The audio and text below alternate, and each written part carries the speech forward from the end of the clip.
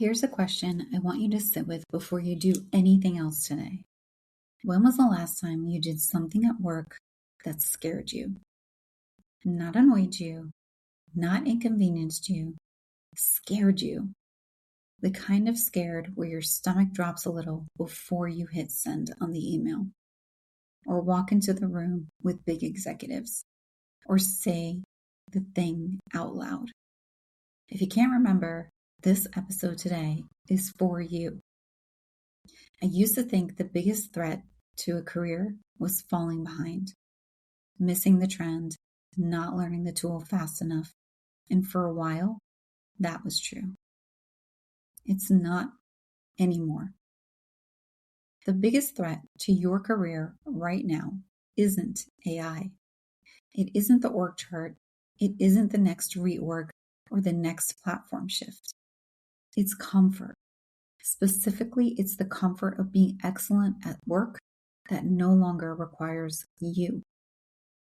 Today, I'm going to take you into 3 coaching rooms I sat in over the past several weeks. A technology executive, an operator who became her company's answer for everything, and a founder whose growth exposed her fastest, not her worst. I'm going to tell you about the year I almost let this happen to me, in my office with my name on the door.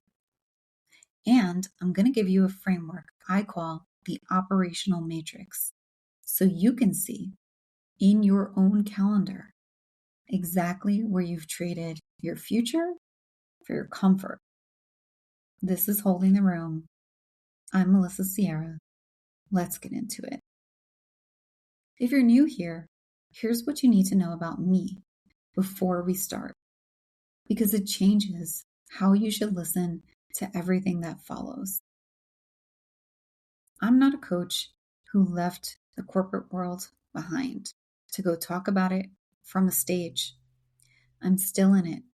Right now, today, I sit inside a business intelligence function at a media organization, in real meetings, carrying real headcount, living inside the same AI-driven disruption I'm about to describe to you.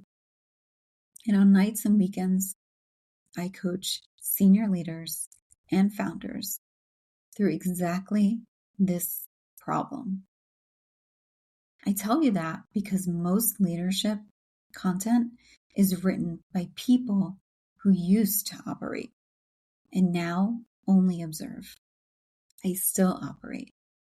Everything you're about to hear, the frameworks, the stories, the discomfort, I have either lived it in the last 12 months or watched it happen in a coaching room in the last 12 days. Here's the premise for today's episode. And I want to say it plainly because I think we've gotten sloppy with how we talk about this.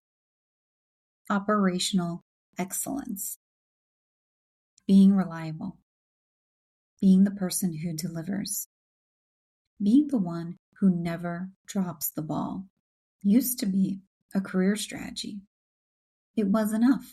You could ride competence alone from your 20s into the corner office. That era is over. Not because competence stopped mattering, because competence stopped being scarce. AI didn't come for your job. It came for your margin. The gap between does the work and does the work exceptionally. That margin used to take a career to build. Now, a well-prompted model can close most of it in an afternoon, which means the thing you made valuable, being the most reliable executor in the room, is being commoditized in real time, whether you've noticed it or not. So what's left? What can't be automated, delegated, or prompted into existence? Judgment. Pattern recognition across context a model has never seen, because They only exist in your organization's politics and history. Trust that took years to build and can't be faked. The willingness to say the uncomfortable thing in the room when everyone else is nodding. That's the new differentiator. And I want to be honest with you. Building that is harder than being excellent at your job ever was. It requires you to be a beginner again, in public and on purpose. And most high performers would rather do anything else. That's what today is about. And I want to name the discomfort in the room before we go any further. Because I think pretending it isn't there is dishonest. And I don't do dishonest on this microphone. If you're listening to this in your car or on the way to a job you're good at, some part of what I just said probably landed as a threat. Good. Let it. Threat is just information your nervous system delivers faster than your brain does. The leaders I respect most aren't the ones who never feel that spike. They're the ones who learned not to flinch away from it. Here's my promise for our time today. No vague inspiration, no just believe in yourself. I'm going to hand you a way of seeing your own calendar that you cannot unsee once you have it. 3 real coaching rooms that will show you what this looks like in a body, not a slide deck, and one story from my own career I still find slightly uncomfortable to tell. Let's start where I always start with clients, not with the fix, but with the pattern. Let's zoom in to my leadership laboratory this week. Every week, I sit across from somewhere between 4 and 8 leaders. Some informal coaching engagements, some in exploratory conversations with people still deciding whether coaching is even right for them. I don't go looking for a theme. The theme finds me. And this week, it found me hard. I had 3 separate conversations. 3 different industries, 3 different levels of seniority. 1 enterprise technology leader. 1 operations executive. 1 founder. And by Thursday, I realized I was having the same conversation on a loop with different names attached. Here's the pattern, stated as simply as I can. Every one of these people was excellent at the work that was quietly becoming less valuable, and terrified of work that was quietly becoming essential. Not incompetent, not lazy, not behind. The opposite. They'd built entire identities and reputations on being the most dependable person in the building. And dependability, done at that level for long enough, becomes a kind of gravity. It pulls you toward more of the same. More execution. More let me handle it. More being the answer. I have a name for that gravitational field, and I call it the operational matrix. And I think it's the single most underdiagnosed threat to senior careers right now. It doesn't show up in exit interviews as the matrix got me. It shows up as burnout, as a vague sense of being stuck despite good performance reviews, as leaders quietly wondering why the promotion they were promised 2 cycles ago keeps sliding. Nobody actually names the mechanism. So it keeps operating, generation after generation of high performers, undiagnosed. So let's talk about this operational matrix. Here's how I describe it to clients. Picture 2 kinds of work living inside your calendar every single week. The first kind is the matrix work. This is the work that keeps today's machine running. The meetings, the fires, the deliverables, the things that would generate a very uncomfortable phone call if you stop doing them tomorrow. Matrix work is necessary. It is also, almost by definition, work the organization has already fully priced.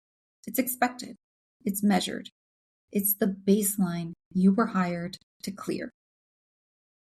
The second kind is future self work. This is the work that doesn't show up on anyone's dashboard, that nobody is explicitly asking you for, that has no deadline and no immediate payoff, and that is quietly building the leader, the reputation, and the option set you'll need 18 months from now. Learning to work publicly with AI instead of privately. Writing down your viewpoint instead of just having one. Building relationships outside your reporting line. Saying yes to the stretch assignment that makes you look like a beginner for a quarter. Here is the trap, and I want you to really hear this. Matrix work feels like progress because you can see it moving. Future self work feels like nothing is happening because from the inside, for a while, nothing visibly is. Organizations are optimization machines. Every incentive around you, your manager's calendar invite, your performance review cycle, the Slack message that needs an answer in the next 10 minutes, is built to pull you deeper into the matrix. Nobody's going to protect your future self-work for you. That has to be a deliberate act of resistance. So the question I now open almost every coaching engagement is this. Look at your last 2 weeks of the calendar. Of the hours that were fully yours to allocate, not fires, not the fixed meetings, the discretionary hours. How many of them built today's business? And how many of them built tomorrow's you? Most leaders, when they actually run this audit, are stunned by the number. It's rarely 50-50. It's usually closer to 98 to 2. And that 2% is the entire margin between the leader you are and the leader you're going to need to become. I want to be precise about something because I've seen this framework get flattened into work hard on the right things, which it isn't. The matrix isn't lazy work. Some of the most exhausting, high stakes, generally impressive work you'll ever do is matrix work. David's 15 years of flawless technical firefighting was matrix work. It required real skill. It was also eventually a ceiling because the organization had already learned exactly what to expect from it. An expectation is where a value gets flattened into salary. Here's a distinction I use in every single coaching intake now. Ask not, is this hard, but is this expected? Hard and expected can coexist. And when they do, you are doing excellent matrix work. Necessary, respected, and capped. Future self-work often isn't even hard in the traditional sense. It's uncomfortable in a completely different way because there's no rubric for it yet. Nobody can tell if you're doing it right because if they could, it would already be matrix work. Let me show you what this looks like in 3 real rooms. For this first story, we're going to talk about the executive who was always right. I'm going to call him David. Senior technology executive, nearly 2 decades at a company most of you would recognize my name if I said it. which is exactly why I won't. 15 years into that career, David had built something genuinely rare. A reputation for being the person in the room who had the answer. Not an answer, the answer. Engineers escalated to him because he'd untangled in 20 minutes what had stalled the team for 2 days. Executives called him into meetings specifically because his read on a technical risk was more reliable than anyone else's in the building. When he came to me, it wasn't because anything had gone wrong. That's important because most people wait for crisis. David came to me because something felt wrong, but he couldn't name it. We spent the first session just mapping his week. And about 20 minutes in, he said something I still think about. I used to feel relief when I solved a problem. Now I feel this low-grade dread, like I'm running out clock on something. I asked him, well, what changed? He said his team had started using an AI coding assistant for the exact class of problem he'd built his reputation solving. The gnarly, half-documented, only David knows why this system does this problems. It wasn't perfect, but it was fast enough and right enough often that the 2-day escalation chain that used to end at his desk was starting to resolve before it ever reached him. Here's what was actually happening underneath the surface panic. David's identity had fused with being the answer, not with being a good leader, not with developing his team, not with strategic judgment, with being the fastest, most reliable source of the correct technical answer in the building.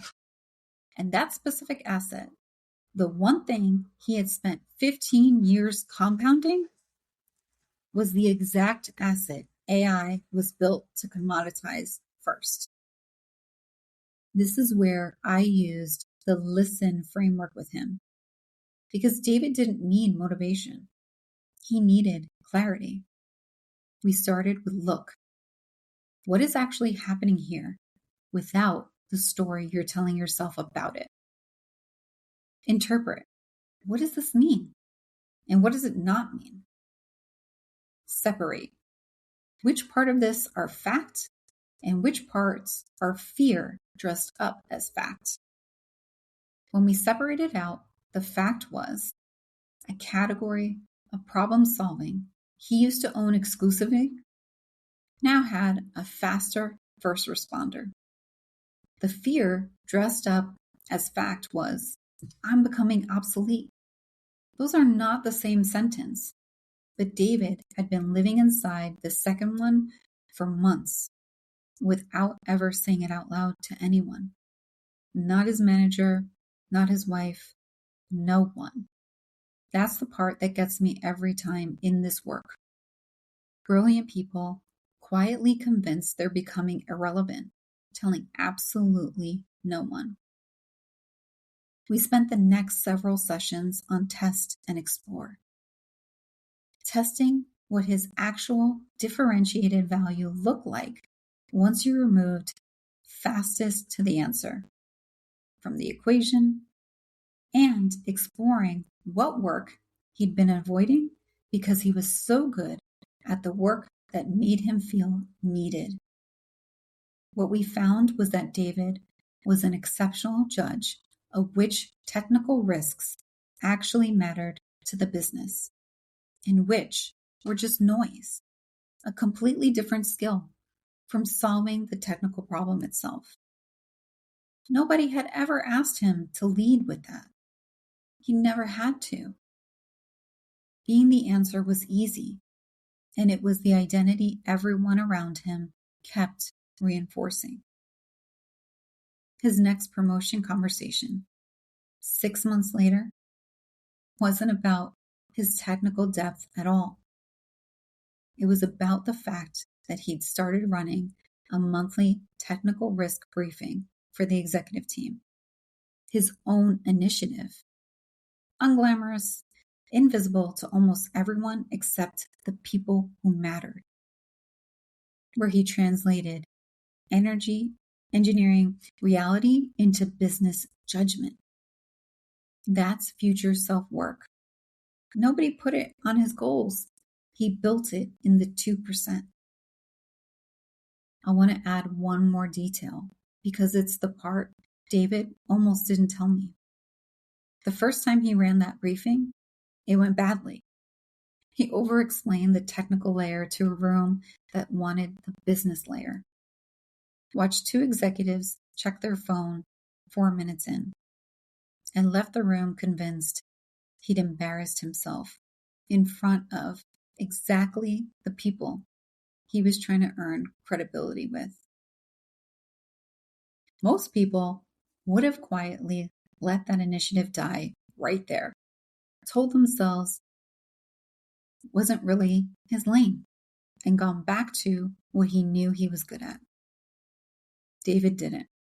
He asked one executive afterward, directly, what would have made it useful to her?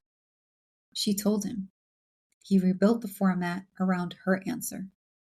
The second briefing landed. That's the part of future self-work nobody puts in the highlight reel. The version where it doesn't work yet. And you do it again anyway.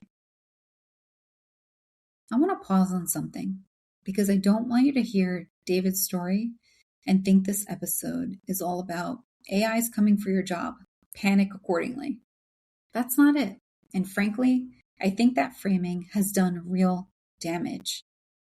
It's kept smart people paralyzed instead of moving. Here's the more honest version. AI accelerates execution for everyone, indiscriminately. It doesn't care if you're brilliant or mediocre.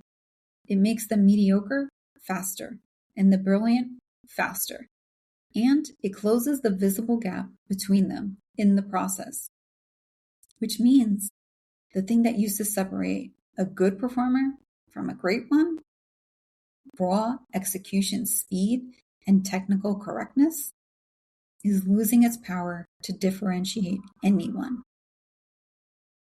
What's left standing on the other side of that leveling is exactly what a model cannot manufacture on its own. Curiosity that asks the question nobody thought to ask. Pattern recognition built from years of context a system has never seen. Trust earned slowly but spent carefully. Communication that lands in a room full of people with competing incentives. And decision-making under real, consequential uncertainty. Not the tidy uncertainty of a benchmark, the messy kind, with your name attached to the outcome. Those 5 things don't show up on a performance review template yet. Most companies haven't caught up, but I promise you, the leaders already investing there are the ones who will be running the room in 3 years, while everyone else is still competing to be the fastest human in a race the machines have already won. Let's pivot to the second story. I want to share with you all starts with a compliment that was actually a warning sign, though nobody heard it in that way at the time. I'll call my client Renata, operations executive, mid-market company, and by every account, the most indispensable person in her building. People didn't say, ask Renata, the way you'd suggest an option. They said it in a way you'd state a fact, like gravity. Client escalation? Renata. Cross-functional deadlock? Renata. New hire needs to understand how anything actually works around here versus how the org chart claims it? Renata. every time. When she first described her role to me, she used a phrase that stopped me cold. I'm basically the operating system this place runs on. She said it with pride. It took a few sessions before she could hear it as a warning sign. Here's the thing about being the operating system. Operating systems don't get promoted. They get depended on. There's a difference, and it's brutal. Because dependability at that level actually works against you at the exact moment you need it to work for you. Renata's calendar was wall-to-wall problem solving. She hadn't taken a real vacation in 2 years because nothing worked without her. And nothing worked without her because she had built it that way. Not maliciously, but because being needed felt like being valued. And for a long time, it was easier not to examine the difference. The reframe we worked through together was architect versus operating system. An operating system runs every process personally, in real time, forever. An architect designs the systems, builds the people who run them, and then, this is the part that terrified her, steps back far enough that the whole thing keeps working without her in the room. I asked her directly, if you took 3 weeks off right now, no laptop, would the business survive? She said, yes, technically, but it would be chaos and everyone would resent her for it. I said, that's not a yes. That's a hostage situation with better branding. We used the 3C framework here because Renata's blocker wasn't skill. It was nerve. Curiosity. What would it actually look like to build a team that didn't need her for every decision? Not in theory. Specifically, which 3 decisions could she document and delegate this month? Clarity. What was she actually optimizing for? Being needed or being valued? They sound similar. They are not the same goal. And they lead to opposite calendars. Conviction. Could she tolerate the short, uncomfortable period where things got slightly worse before they got structurally better? Because someone besides her was learning to make the call. That third one was real work. Renata had to sit through 6 weeks of a direct report making decisions slightly different than she would have. Not wrong, just different. And resist the urge to override every single one of them. That discomfort is the entire price of becoming an architect instead of remaining the operating system. Most people quit paying it around week 2, right before it would have paid off. Her calendar changed first. This is always the leading indicator before anything else moves. Fewer meetings where she was the only person who could unblock a decision. More time in rooms about where the business was going, not how today's fire got put out. And her opportunities followed the calendar, not the other way around. 6 months in, she was in conversations about a P&L role that I would have never found her while she was still indispensable in the old sense. Because the company literally could not have afforded to move her. Being needed and being valuable feel identical from the inside. They produce completely different careers. There's a coda to Renata's story I think about often. About 4 months into the shift, one of her newly empowered direct reports made a call Renata genuinely disagreed with. Not a small call, a client-facing one. Old Renata would have overwritten it within the hour. This Renata didn't. She let it play out. It went fine, not perfectly. And afterward, she told me something that I now say to almost every client wrestling with this exact moment. It wasn't the decision I would have made. It was still a good decision. Learning to hold those two sentences at the same time without needing them to collapse into one is most of what becoming an architect actually feels like day to day. It's less dramatic than the word architect implies. It's mostly just tolerating a version of good enough that isn't yours. Notice something about Renata's story. AI barely appears in it directly. And I did that on purpose because I want to make a point. This isn't only an AI story. AI is an accelerant on a fire that was already burning.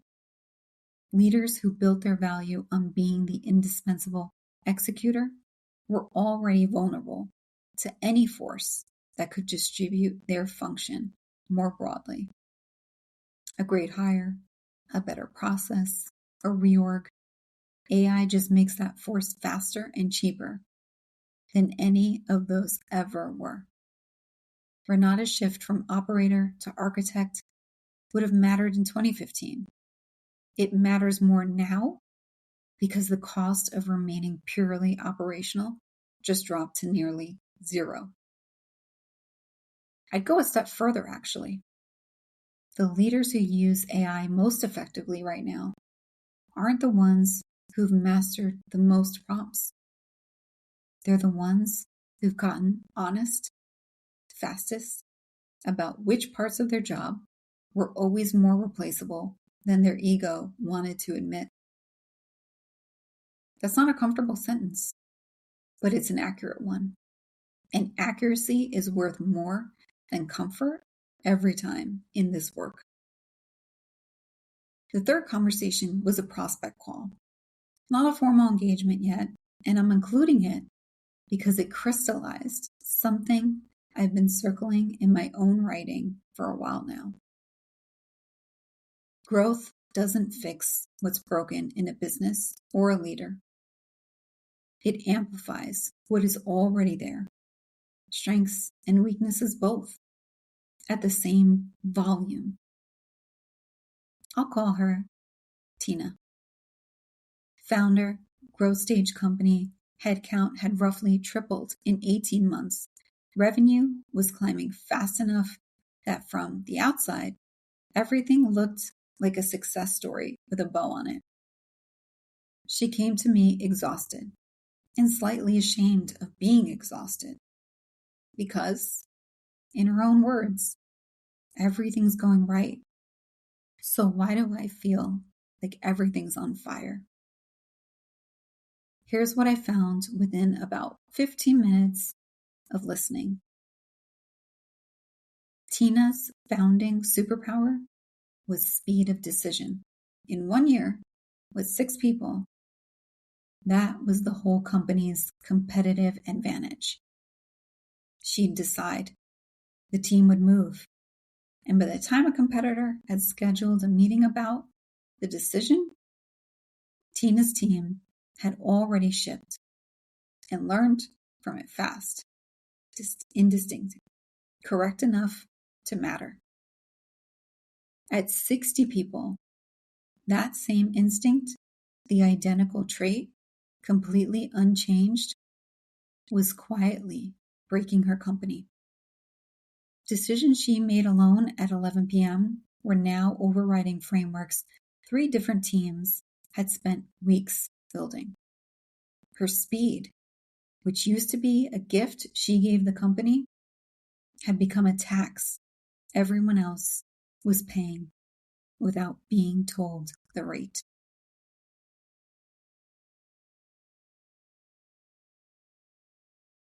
This is exactly the pattern I've been writing about. Growth doesn't solve your problems. It puts a magnifying glass over them and hands the magnifying glass to everyone watching. Tina's strengths and her weakness were the same trait, viewed at different scale. Nobody had told her that, because at 6 people, nobody had reason to. We used listen together, starting with look and name. Naming specifically which of her instincts were still assets at 60 people and which had quietly flipped into liabilities without her noticing the crossover point. That's the hardest part of this work for founders. There is rarely a dramatic moment where strength becomes a weakness. It's a gradient. And by the time it's obvious to everyone else in the building, it's usually been obvious to them for months. What Tina was actually afraid of once we dug past the exhaustion wasn't losing control of decisions.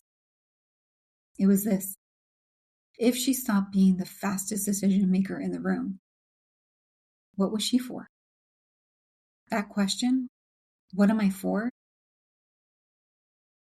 Versus what I've always been, in my experience, the real engine underneath almost every leadership plateau I've ever coached someone through.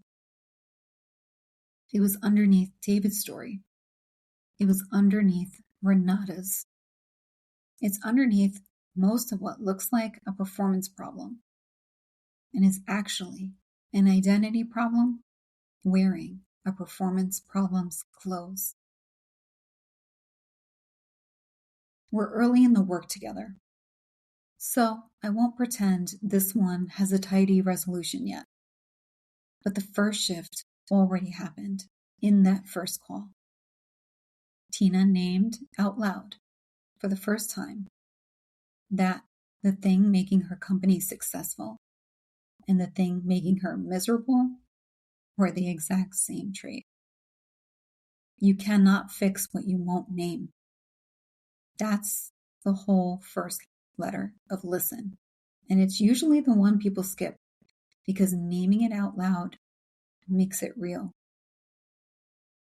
This is also, by the way, the exact thesis I've been developing in my own writing lately.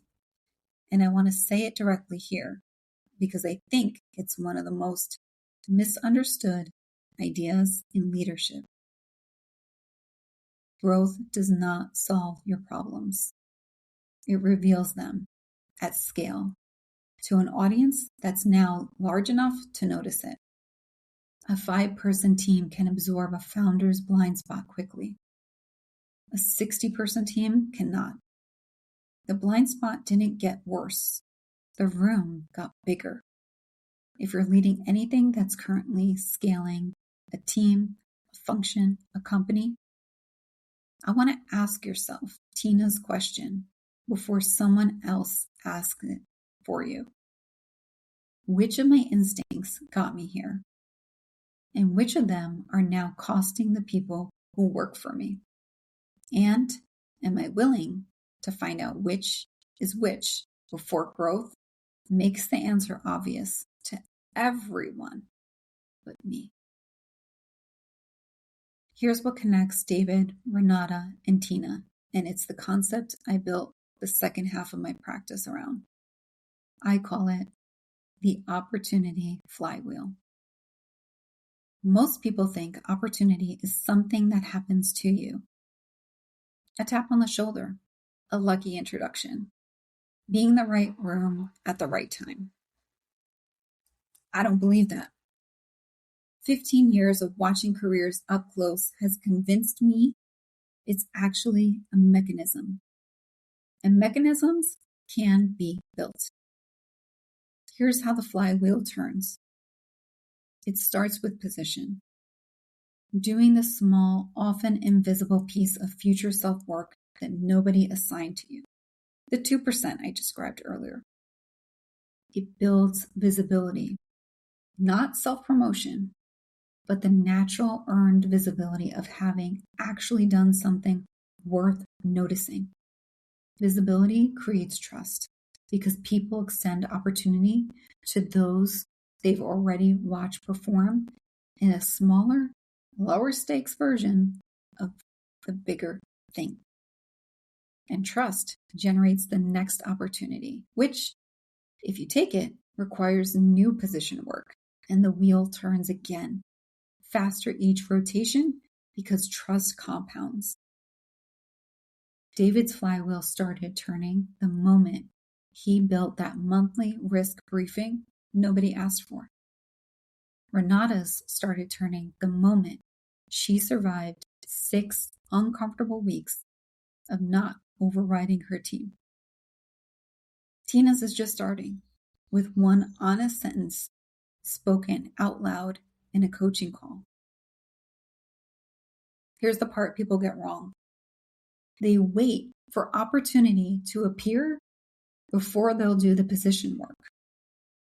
That's backwards. The flywheel only starts moving when you do the unglamorous work first, with no guarantee it will ever be seen. Most people want the 4th stage without ever starting at the first. I understand the impulse. As a type A, I've lived it. One more thing about the flywheel, because I think it's the piece that keeps people stuck longest. It doesn't turn on your timeline. David's briefing took 2 attempts and 6 months to become a promotion conversation. Renata's calendar shift took most of a year to become a P&L conversation. It's not a flaw in the mechanism. It's the mechanism. Trust is the slowest compounding asset in any career, which is exactly why it's the hardest one for a competitor, a market shift, or a language model to take from you once you've actually built it. Speed was never the point. Direction was. I want to tell you the version of this story I don't tell from stages very often because it isn't the most flattering one. There was a year in my corporate career. I won't tell you exactly when, but if you've been in leadership for a while, you'll recognize the shape of it. Where I was, by every external measure, having the best year of my career. I mean, delivering. Genuinely delivering. The kind of quarter where you walk into the leadership review and people are actually impressed.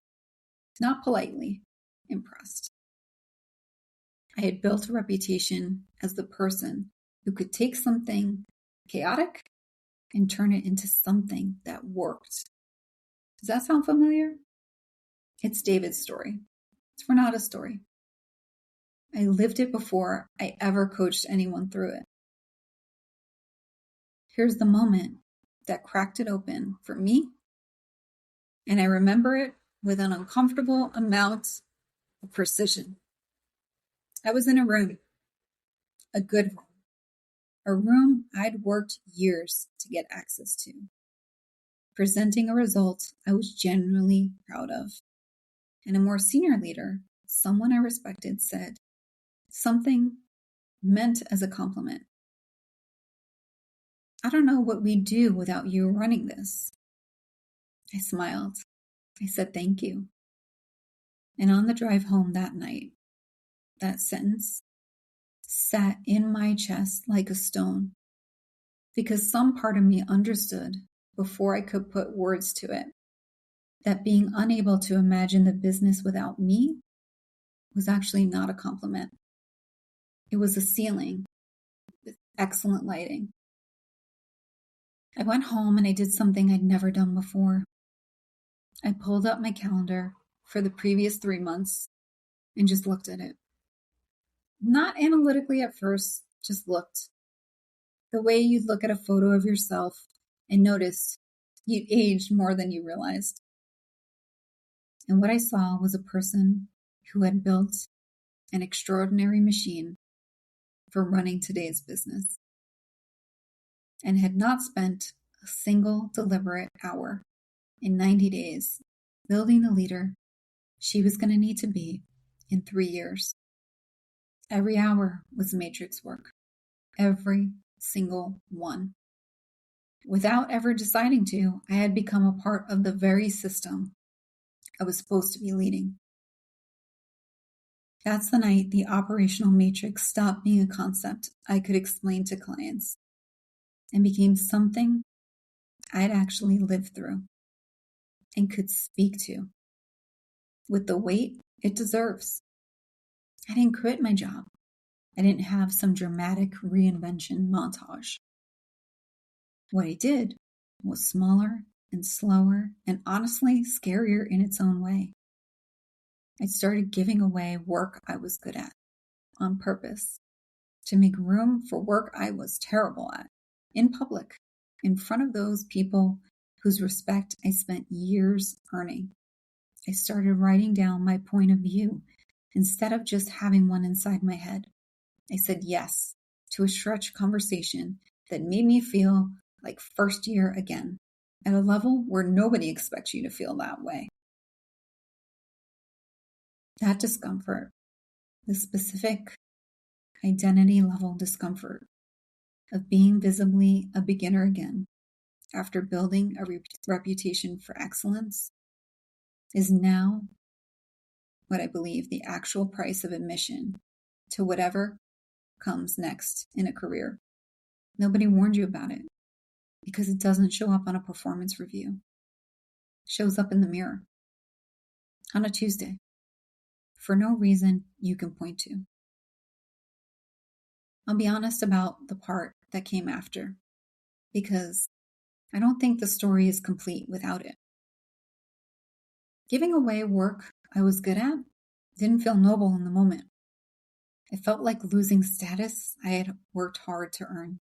There were meetings in that first stretch where I sat quietly while somebody else took a swing at the problem I could have solved faster myself. And I had to physically stop my hand from raising. Vaden calls that kind of moment a priority dilution, the gap between what you know and what you choose to do about it in real time. And I don't think there's a framework that makes that gap painless.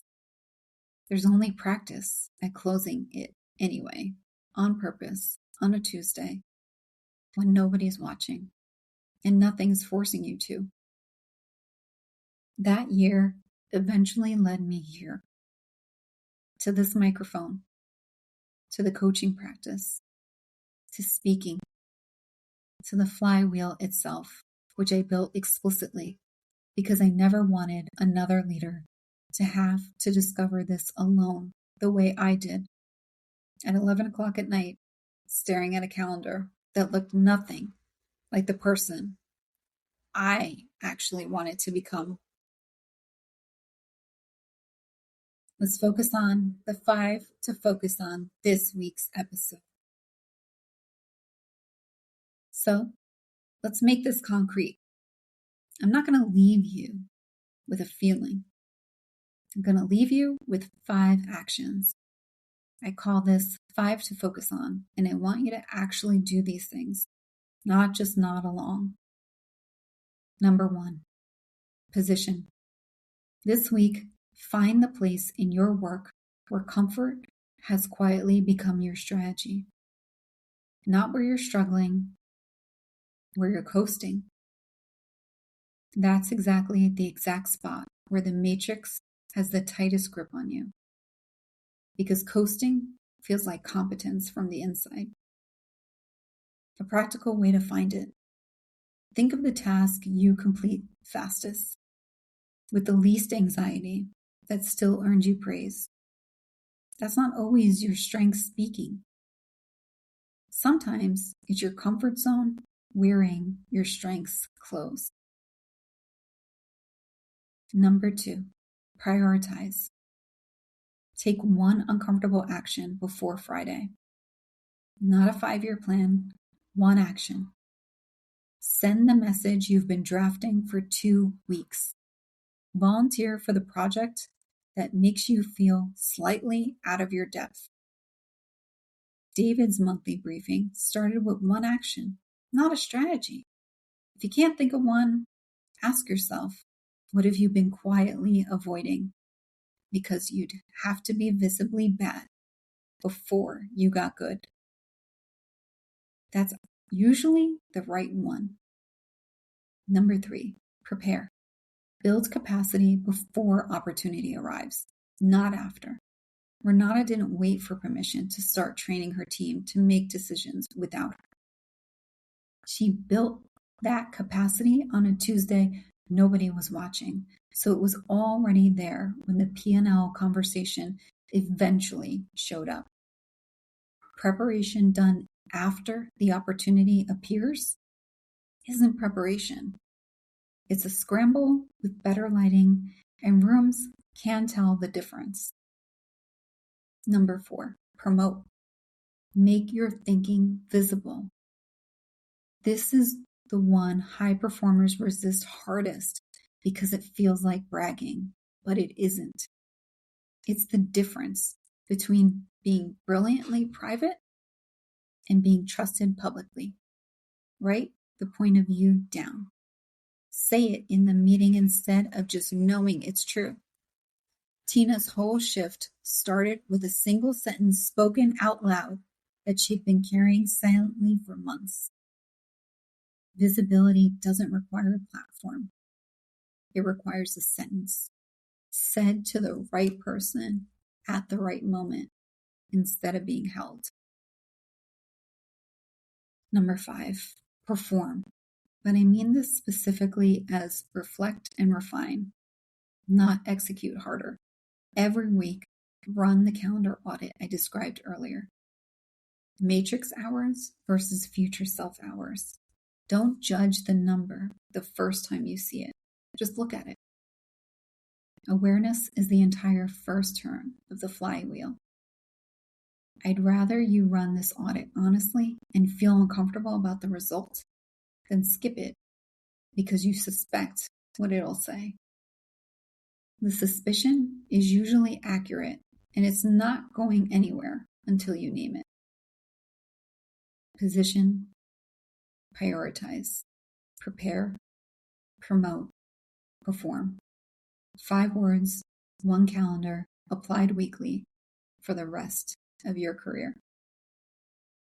Before you go back to your day, I want you to do the one thing I did that night in my car. Except I want you to do it now, on purpose, instead of waiting for a compliment to accidentally show you the truth. Open your calendar, look at the last 2 weeks, and ask yourself honestly, how much of that time built today's success, and how much of it built tomorrow's leader? I'm not going to tell you the answer needs to be 50-50. It rarely is, and it doesn't need to be, not this month. But if the answer is closer to 0, I want you to hear this clearly, because it's the whole point of the hour we've just spent together. Comfort isn't the enemy. You're allowed to be good at your job. You're allowed to feel competent, to be relied on, to be excellent at the work in front of you. Staying there, that's the risk. Comfort as a resting place is fine. Comfort as a career strategy is how brilliant people quietly disappear. One dependable, unremarkable, perfectly executed day at a time. Think about David. 6 months from now, still known as the fastest technical mind in the building, but now also known as the person the executive team trusts to tell them what actually matters. Think about Renata, no longer the operating system, finally being considered for the role the old version of her job could have never made room for her. Think about Tina, still building fast, but building fast with a team that no longer has to guess which decisions are actually hers to override. None of them became different people. They became willing to be beginners again, on purpose, in the specific places where beginning was overdue. You don't need a 5-year plan to start this. You need 2% and the willingness to feel behind on purpose for a while. That's the whole ask. Find the 2% to start the flywheel, and I'll see you next week. This is Holding the Room, and I'm Melissa Sierra.